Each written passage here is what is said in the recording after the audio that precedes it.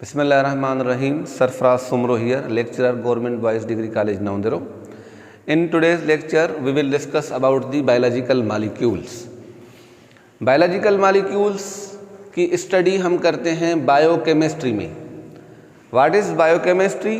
Biochemistry is branch of biology which explains biochemical basis of life.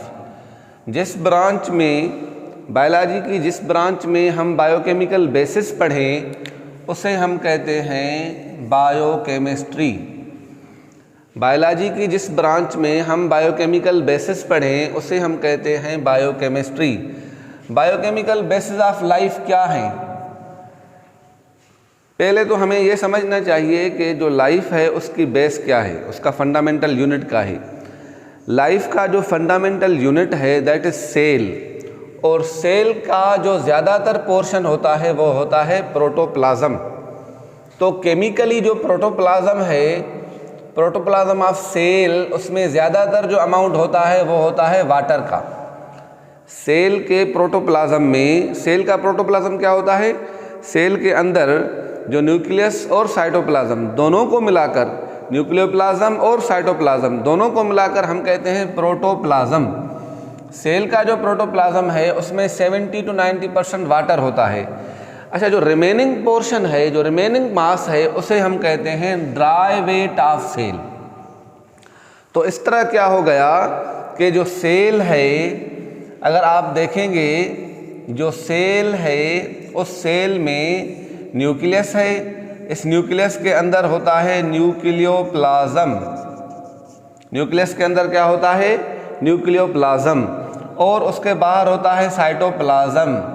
अब इस cytoplasm, इस cell membrane के अंदर इस साइटोप्लाज्म को, साइटोप्लाज्म और इस न्यूक्लियोप्लाज्म को दोनों को मिलाकर हम कहते हैं प्रोटोप्लाज्म. अगर हम सेल से वाटर को एवापोरेट करें तो जो रिमेनिंग मास बच जाएगा उसे हम कहते हैं ड्राई वेट. उसे क्या कहते हैं हम? Dry weight. अभी जो ड्राई वेट है, ड्राई वेट ऑफ सेल, इसमें क्या होता है? Dry weight of cell consist of carbon containing long chains of molecules. जो ड्राई वेट है उसमें क्या होता है कि कार्बन की लॉन्ग चेन्स होती हैं. कार्बन कभी बॉन्ड बनाएगा हाइड्रोजन से, कार्बन कभी बॉन्ड बनाएगा कार्बन से, कार्बन कभी बॉन्ड बनाएगा नाइट्रोजन से. तो ये लॉन्ग चेन ऑफ मॉलिक्यूल्स बनेगी, उसे हम कहते हैं बायोमॉलिक्यूल्स. उसे हम कहते हैं बायोमॉलिक्यूल्स. तो बायोमॉलिक्यूल क्या हुए? Carbon containing long chain molecules. अच्छा, बायोमॉलिक्यूल को हम ऑर्गेनिक मॉलिक्यूल भी कहते हैं. बायोमॉलिक्यूल को हम ऑर्गेनिक मॉलिक्यूल्स भी कहते हैं, क्योंकि इनमें क्या होता है? कार्बन और हाइड्रोजन की बॉन्डिंग होती है. इसमें क्या होता है? कार्बन और हाइड्रोजन. वो मॉलिक्यूल जिसमें कार्बन और hydrogen covalently bonded with each other हों तो उसे हम कहते हैं बायोमॉलिक्यूल्स. अभी जो बायोमॉलिक्यूल को हम ऑर्गेनिक मॉलिक्यूल्स भी कहते हैं, और ये जो बायोमॉलिक्यूल्स हैं ये कंपोज्ड होते हैं बायो एलिमेंट्स के. Biomolecules are composed of bio elements.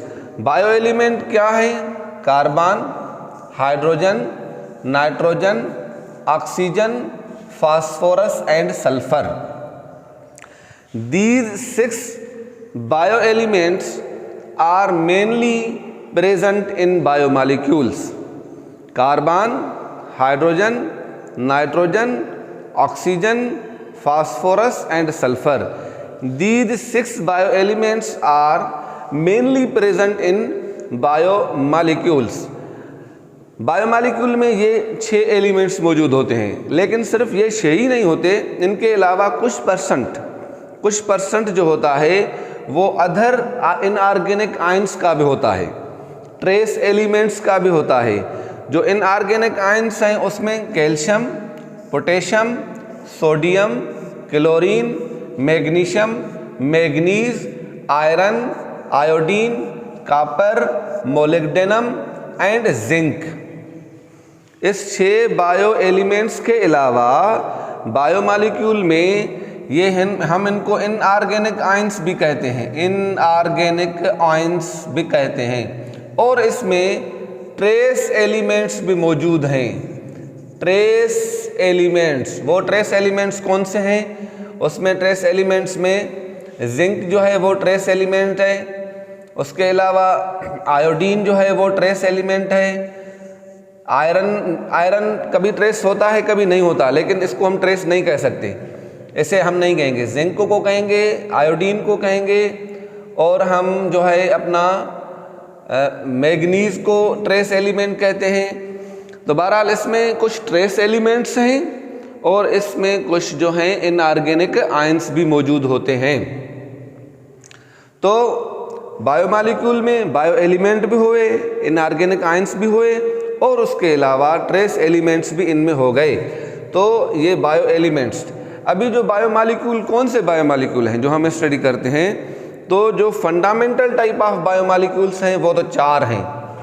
कौन से हैं? एक है कार्बोहाइड्रेट, दूसरा है प्रोटीन, तीसरा है लिपिड्स, चौथा है nucleic acids. Fundamental type of biomolecule 4 हैं। अच्छा, कुछ बायोमॉलिक्यूल्स आपस में कॉन्जुगेटेड होकर भी कुछ बायोमॉलिक्यूल बनाते हैं, उन्हें हम कहते हैं कॉन्जुगेटेड मॉलिक्यूल्स। ठीक है। तो फर्स्ट ऑफ ऑल जो फंडामेंटल टाइप ऑफ बायोमॉलिक्यूल में फर्स्ट ऑफ ऑल हम क्या स्टडी करते हैं? कार्बोहाइड्रेट्स की। कार्बोहाइड्रेट, हम इन बायोमॉलिक्यूल को पॉलीमर भी कहते हैं, हम इन बायोमॉलिक्यूल को पॉलीमर भी कहते हैं, हम इन बायोमॉलिक्यूल को मैक्रोमॉलिक्यूल्स भी कहते हैं, क्योंकि ये बड़े मॉलिक्यूल होते हैं, इसमें अंदर छोटे माइक्रोमॉलिक्यूल्स मौजूद होते हैं। तो हम बायोमॉलिक्यूल को पॉलीमर भी कहते हैं, बायोमॉलिक्यूल को हम मैक्रोमॉलिक्यूल भी कहते हैं। अभी जो पॉलीमर हैं, these polymer are composed of monomer, these macromolecules are composed of micromolecule. अच्छा, इनकी लिटिल बिट डिस्क्रिप्शन हमने यहाँ दी हुई है, डिटेल डिस्क्रिप्शन जो है हम नेक्स्ट लेक्चर में वो देंगे। अभी जो कार्बोहाइड्रेट हैं, इसका मोनोमर कौन सा है? मोनोसेक्राइड। कार्बोहाइड्रेट का मोनोमर कौन सा है? मोनोसेक्राइड। सिंगल शुगर जिसमें triose, tetrose, pentose, hexose, heptose, ये सारे मोनोसेक्राइड में, मोनोसेक्राइड सिंगल शुगर। तो ये मोनोसेक्राइड्स में ऐसा, इसमें लिंकेज कौन सी है, बाइंडिंग कौन सी होती है? कार्बोहाइड्रेट में जो बाइंडिंग होती है उसे हम कहते हैं ग्लाइकोसाइडिक लिंकेज, और वो किस में होती है? कार्बन और हाइड्रोजन के बीच में जो कोवेलेंट बॉन्ड होता है, इसे हम कहते हैं ग्लाइकोसाइडिक लिंकेज। कार्बोहाइड्रेट में जो लिंकेज होती है उसे हम कहते हैं ग्लाइकोसाइडिक लिंकेज।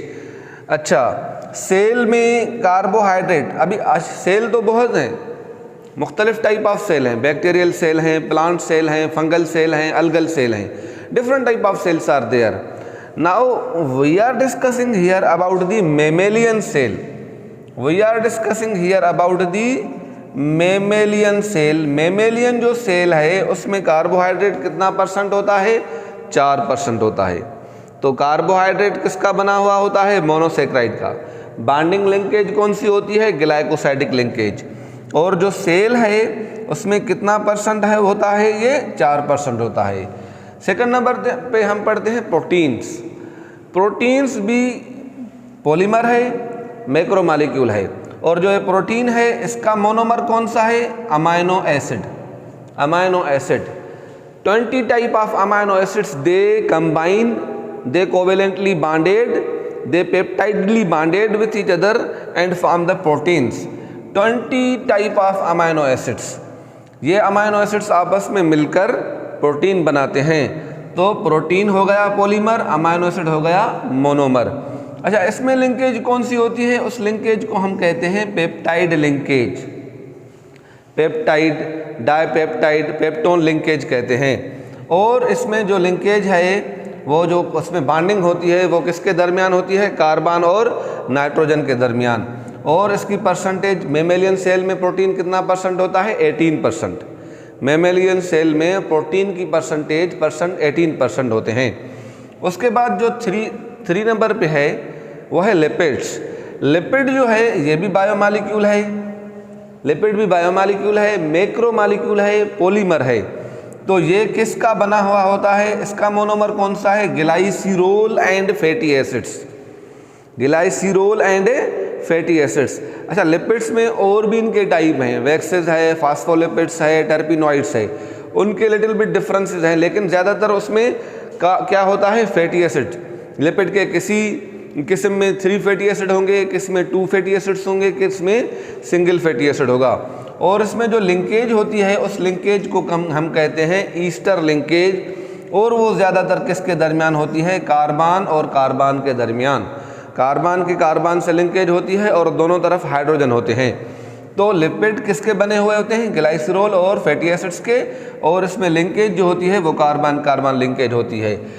4 नंबर पे हम पढ़ते हैं न्यूक्लिक एसिड्स। आपने सुना होगा डीएनए और आरएनए।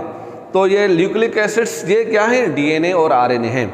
तो न्यूक्लिक एसिड में जो मोनोमर है इसका वो है न्यूक्लियोटाइड्स, डीऑक्सीराइबोन्यूक्लियोटाइड्स, राइबोन्यूक्लियोटाइड्स। तो ये nucleotide is monomer of nucleic acid, nucleic acid is polymer of nucleotide. और इसमें जो लिंकेज होती है उसे हम कहते हैं फास्फो ईस्टर लिंकेज या फास्फो डाई ईस्टर लिंकेज। जो न्यूक्लिक एसिड्स में लिंकेज होती है उसे हम कहते हैं फास्फो ईस्टर लिंकेज या फास्फो डाई ईस्टर लिंकेज।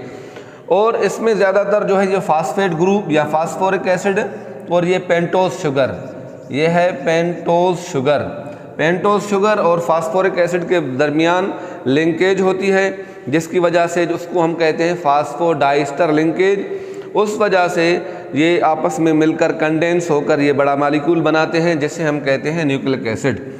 अच्छा, लिपिड का अमाउंट जो होता है वो मेमेलियन सेल में 3% होता है, और न्यूक्लिक एसिड का अमाउंट जो होता है वो 1:3:5 होता है, क्योंकि जो इसमें आरएनए आता है, आरएनए वो 1% होता है, और इसमें जो 1.10%, और इसमें जो डीएनए होता है वो होता है 0.25%, 0.25।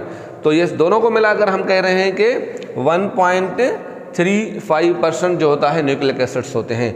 उसके बाद जो है वो है कॉन्जुगेटेड। कॉन्जुगेटेड का मतलब वो आता हुआ आपस में मिले हुए। अगर हम इनका एक एग्जाम्पल देखें, ये लिपिड है और ये प्रोटीन है, तो ज़्यादातर हमारे सेल्स में ये कॉन्जुगेटेड फॉर्म में भी बायोमॉलिक्यूल मिलते हैं। ये आपस में मिलकर क्या बनेंगे, लिपोप्रोटीन। क्या बनेंगे, लिपोप्रोटीन। इस तरह न्यूक्लिक एसिड है और प्रोटीन है, न्यूक्लियोप्रोटीन, न्यूक्लियोप्रोटीन। तो ये जो भी बायोमॉलिक्यूल हैं ये आपस में मिलकर क्या बनाते हैं, ये कॉन्जुगेटेड मॉलिक्यूल्स बनाते हैं। उस कॉन्जुगेटेड मॉलिक्यूल की डिफरेंट जो है बायोमॉलिक्यूल इसमें मौजूद होते हैं, और उसमें लिंकेज भी डिफरेंट होती है। और बायोमॉलिक्यूल का जो अमाउंट है वो राउंड अबाउट 2% होता है हमारे जो है सेल में। तो ये हो गया मतलब little bit introduction about the biomolecules, little bit important. अब इसकी हम समरी करते हैं। हम बायोमॉलिक्यूल किस में स्टडी करते हैं, बायोकेमिस्ट्री में।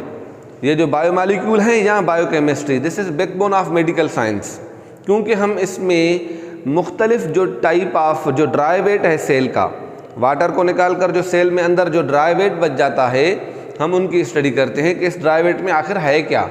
तो उसमें अगर हम उनकी स्टडी करते हैं तो उसमें हमें क्या मिलता है, carbohydrate, protein, lipids, nucleic acids, conjugated molecules. तो वो क्या है, ये बड़े मॉलिक्यूल हैं, बायोमॉलिक्यूल हैं, पॉलीमर हैं, मैक्रोमॉलिक्यूल हैं। ये किसके बने हुए होते हैं, मोनोमर के। और मोनोमर की भी स्टडी की, उसकी परसेंटेज क्या है।